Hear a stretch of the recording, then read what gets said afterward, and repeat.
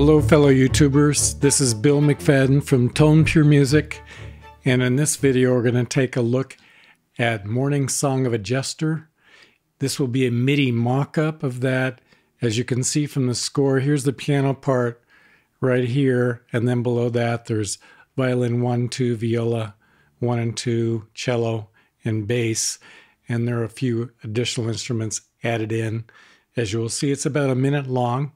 So first we'll just go ahead and listen to the piano version. So here we go.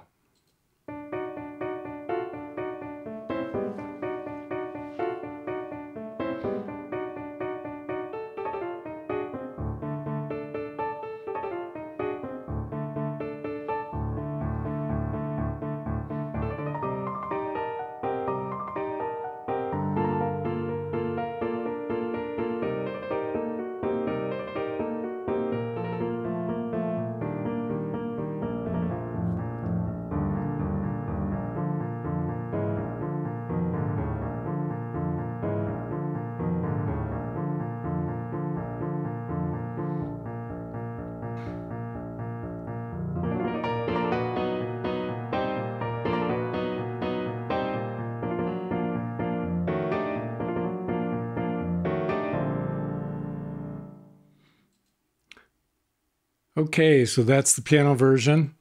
And so here's the Midi mock-up.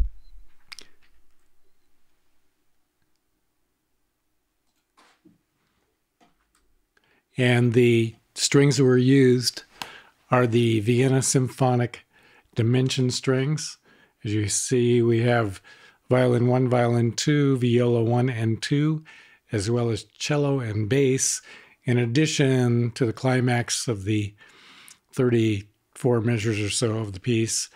There was a timpani. I added a timpani and a piatti and horns.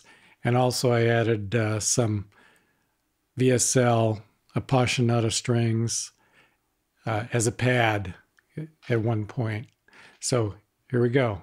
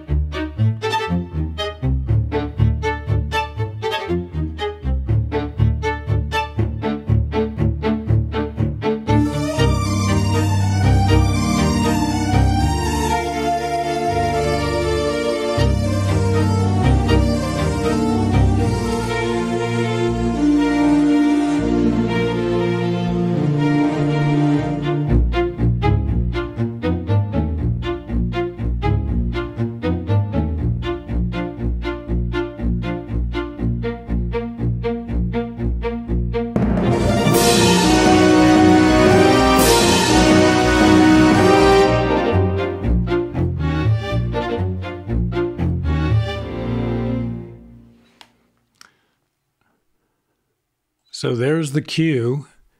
Now, just to give you an idea, what I started with was the piano version. So I had the piano music for Ravel's Morning Song of a Jester. And so what I did is I noticed, okay, in the treble clef in the piano, we have chords consisting of 3 notes. And then we have a 1 line going on in the bass, but sometimes you had 2 lines or 2 notes, in this case in the bass clef. And then as you go along in the piano part, you see here we have 3 and 3. So I knew I needed probably 6 instruments, and I could double up when I wasn't using 6 notes simultaneously from the piano part. And as you go along, you can see a lot of 3 note. There's a 4 note combination, and then you have 2 notes down there, so that's a total of 6 notes. There's a 3 and a 2, so that's 5. So 6 seemed like a good number to go with, and you always, of course, want to have a bass and cello. And so I used viola and violin for the other parts of the chords. So it's pretty much a direct transcription. So what I did is I did the piano part, and then I went ahead and exploded it in Sibelius. So I had all the parts sort of listed out. So once I had this done, it was easy to explode the parts. and check and make sure everything sounded relatively good together. So that was the procedure I used in doing the piano mock-up of Ravel's Morning Song of a Jester. So this is Bill McFadden from Tone Pure Music. If you like this video, please click like. And if you have any comments or suggestions, please add those.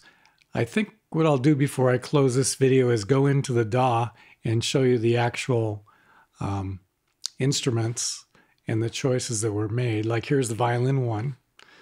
So if we go into that, we see that that was desk 3 of Dimension violins. Okay, and then if we go into the violin 2, we see that was once again Dimension violins. That was the large set L1. And then for the viola,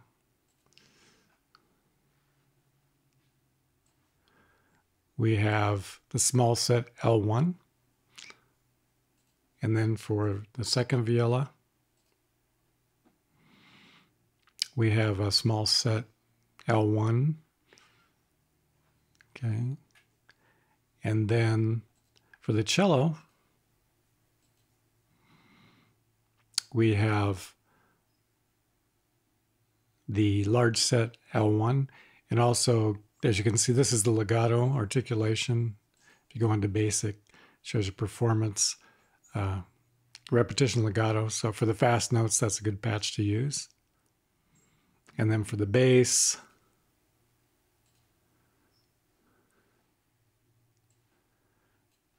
we have the, again, the legato, fast legato, and also large set L1. And then for the timpani, I use the Vienna Symphonic Library as well. I use the timpani here. I didn't use a synchron in this case, just the regular VSL. And then also for the Piatti, the cymbals from the regular VSL, not the synchron. And then for horns, I use the VSL Dimension horns. Okay, and then for the brass, or sorry, for the strings, this was your standard patch for the Appassionata strings. So sustain, as you can see here, it's the mute. So I did the Sordino preset. It seemed to sound good with the particular string arrangement that was indicated by the piano. So Bill McFadden, if you like this video, please click like. And if you wish to be notified of videos coming up quickly, then please subscribe.